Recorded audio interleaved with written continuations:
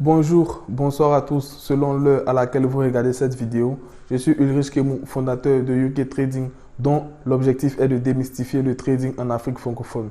Dans cette première vidéo, je vais aborder simplement le point des différents types d'analyse et de graphiques boursiers. Avant de rentrer dans le vif du sujet, je pense qu'il est très important de revenir sur ce qu'est réellement un trader. Pour faire simple, un trader est un professionnel qui prend des risques financiers sur les marchés financiers avec pour objectif de réaliser des plus ou moins values. Pour prendre ces risques, il va se baser sur plusieurs types d'analyses. Cette partie nous amène donc à définir les différents types d'analyses qu'utilisent les traders sur les marchés financiers. Premier type d'analyse, l'analyse fondamentale. Ce type d'analyse consiste à analyser l'économie de façon générale ou un secteur d'activité de façon particulière pour essayer d'anticiper les évolutions futures d'un actif financier.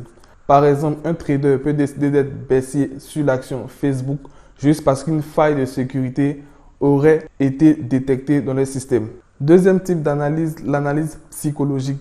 Ce type d'analyse consiste à étudier les phénomènes humains qui peuvent intervenir sur les marchés financiers. Certes, il y a énormément de robots de trading sur les marchés financiers, mais l'humain reste le principal intervenant. Concrètement, l'analyse psychologique ou comportementale consiste à étudier les phénomènes d'euphorie, de peur, d'excès, voire de mimétisme sur les marchés financiers pour prendre des décisions rentables. Ce type d'analyse prime essentiellement dans les phases d'euphorie ou de bulle du marché, comme on a vu récemment avec le Bitcoin, ou dans les phases de krach boursier, comme on l'a vu aussi récemment avec la venue de la COVID-19. Enfin, troisième type d'analyse, l'analyse technique. Ce type d'analyse va consister à étudier les graphiques avec l'aide d'indicateurs techniques.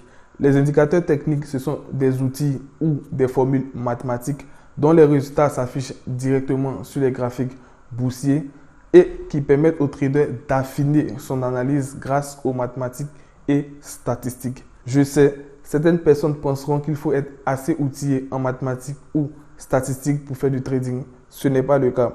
Néanmoins, pour maîtriser l'analyse technique, il faut être capable d'interpréter les graphiques boursiers et d'être assez souple dans l'utilisation des chiffres. Pour donc réaliser son analyse technique, le trader peut afficher ses graphiques boursiers selon trois modes. Premier mode, le graphique en courbe.